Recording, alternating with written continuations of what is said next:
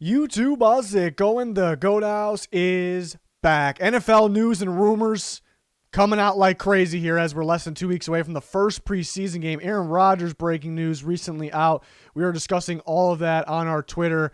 If you didn't know, he plans to play. We discussed a lot more on our Twitter. This video, talking about Deshaun Watson, though. Those trade rumors are kind of back out there. Why? Because the Texans don't have him in their plans for this year, and now they are open to trading him, but for the right price. So I have some scenarios mainly to talk about the landing spots, my prediction on when he could be traded, and what those scenarios, those trade scenarios could look like. Who could trade from now, who could trade from later, or both. All of that, we're breaking it down like we usually do.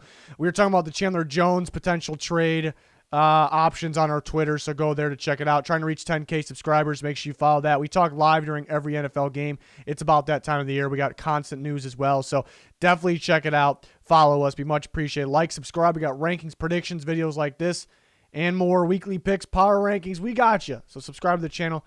Much appreciated. Again, yeah, here's our Twitter. Make sure you follow it. NBA news even heating up, so we'll talk about that too. David Bakhtiari getting involved in the Rodgers news. We're talking about the Rodgers news, everything Watson, everything. We got you on our Twitter as it comes out instantly, so check it out. Let's talk about some trade scenarios that would involve Deshaun Watson and the Texans here. We'll start with the Panthers because the Panthers, to me, felt like the team that we knew for sure was involved in Deshaun Watson when the news first broke early in the offseason. We had an idea, okay, this team's got to be involved, right? There's a little bit of rumors about this team, that team. The Panthers are a team that was a fact. We know, we had a feeling they were involved, but we know they were kind of involved, but the Texans weren't really taking calls.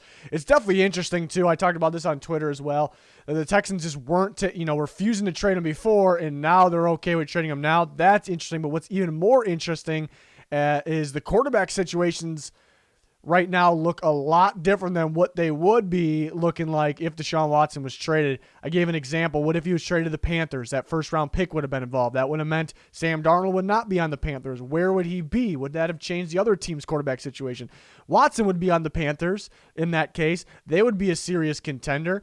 The Texans would have had the Panthers pick. They would have picked either Justin Fields or Mac Jones, so that means either the Patriots or the Bears would be without their quarterback. But what if the 49ers would have stayed put and traded for Sam Darnold instead? That would have been Trey Lance would have got pushed down the draft. So it's crazy how different the NFL could look right now if the Texans were as open as they are now as before. And to me, it's pretty cool to think about. It's definitely intriguing.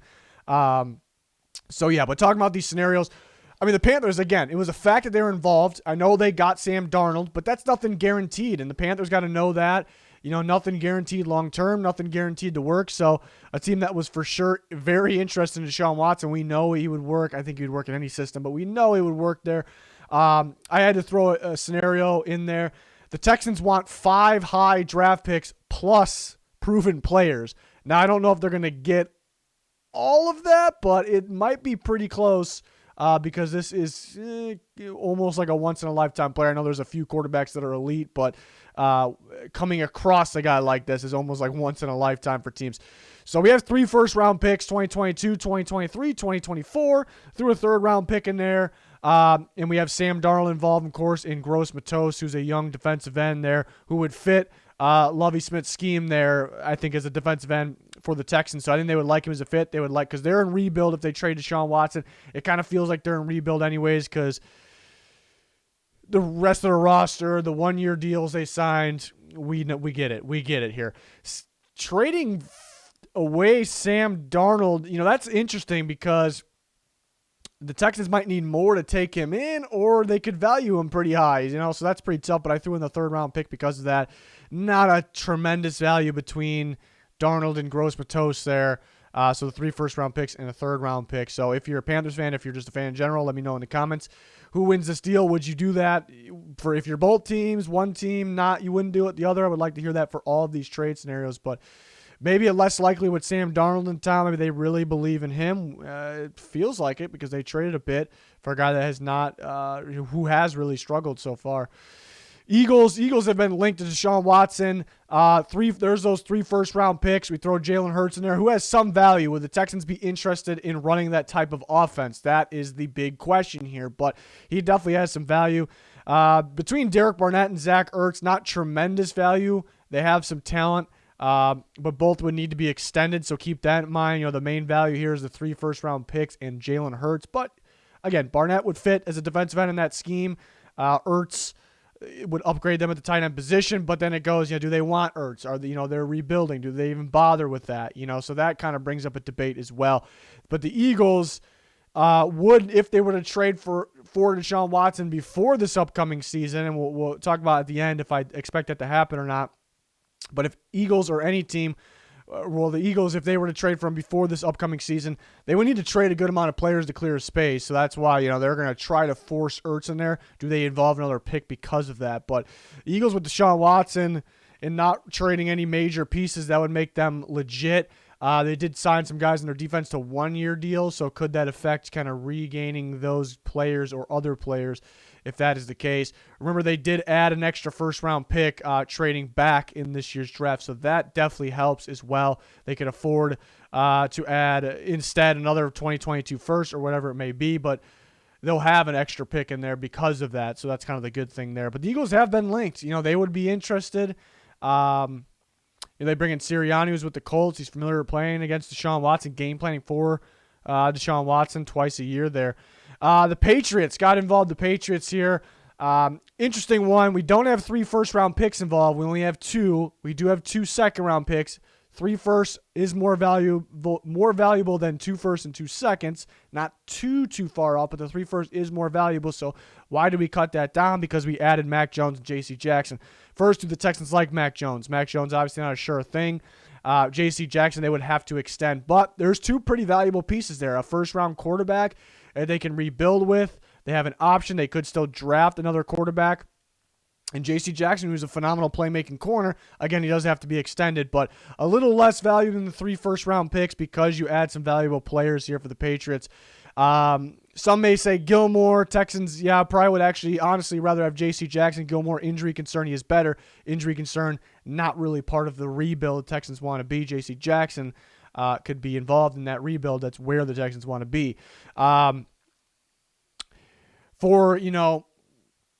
Would the Patriots rather roll with Mac Jones and him learn from Cam Newton or him learn by playing this year? Some questions. I think anybody would rather have Watson, but for this price, Belichick not really a fan of trading away this many picks, possibly, including 2 first-round picks.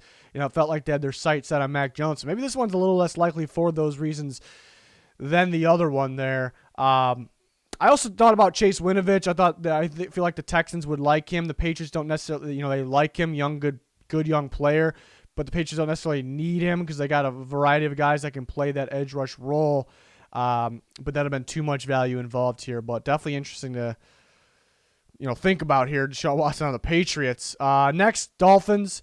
2 first-round picks, so we got less value, just 2, but we have Xavier Howard, the corner that is holding out, one of the best corners in football, and Tua Tagovailoa. Kind of back and forth. Is this too much value for Deshaun Watson? Does too much value exist?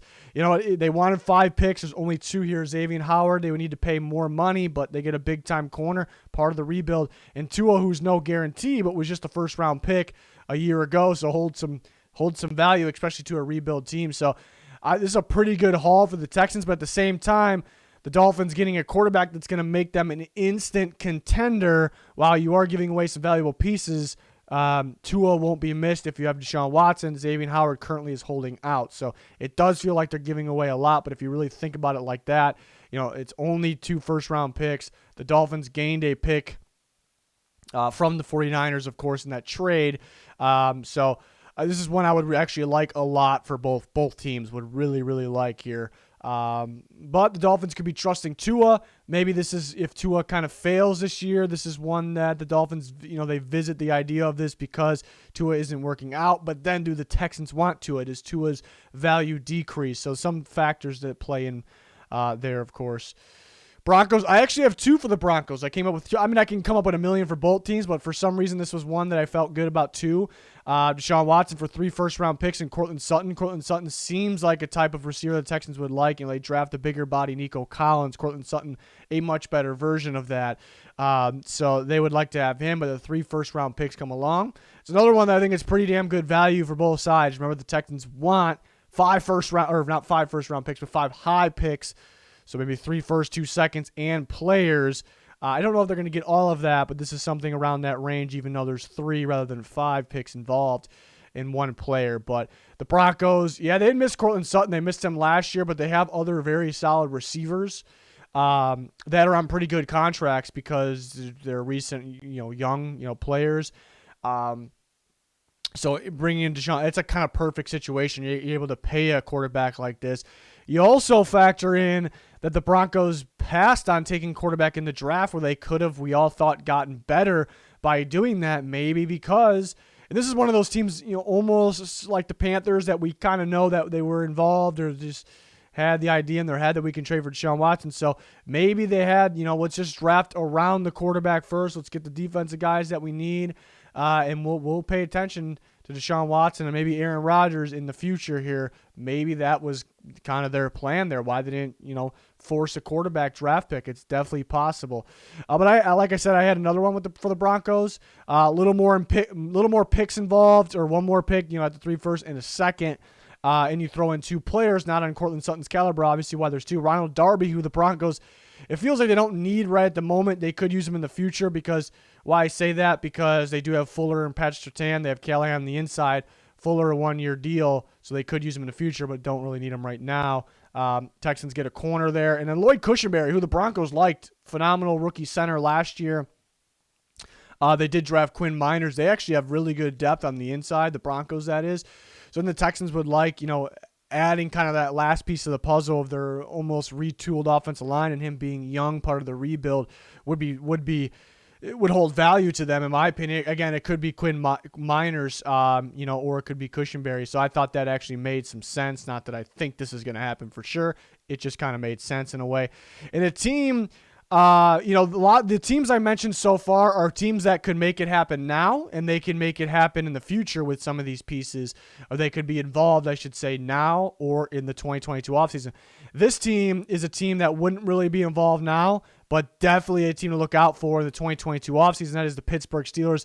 This should be the last rodeo for Big Ben Roethlisberger there, and they're looking for a quarterback in the future. What I like here is the Steelers would, instead of trying to work with the rookie and kind of turning a win now into kind of a rebuild situation, that's not in their favor. They don't like that. Mike Tomlin wouldn't be on board for that. They would rather trade a lot to get a guy like Deshaun Watson, and you're just right back on track, actually better than where you were, going with Deshaun Watson over Big Ben at this stage of his career. But, so I think they would be all in on that. Problem is, I don't really, they could definitely offer players. I just don't see them really wanting to. They would rather trade a load of picks. So you see 4 first-round picks. Keep in mind the Steelers would probably be a high pick if they had Deshaun Watson, and a third-round pick. So they get their 5 picks there. They don't get any players, but 4 first-round picks is a lot there, and the Steelers would get Deshaun Watson. Because remember, they are looking for the quarterback of the future. I don't think they want to mess around with any rookies or anything like that. Starting next year, of course, because Ben's the guy this year. So I think they would be in on a guy like Deshaun Watson. Will they win the bid? I'm actually quite confident that they'll be in on a guy like Deshaun Watson, or if Aaron Rodgers is again available. Remember, the Steelers have an insane amount of cap space going forward. Rough this year, but going forward, they actually have a crazy amount.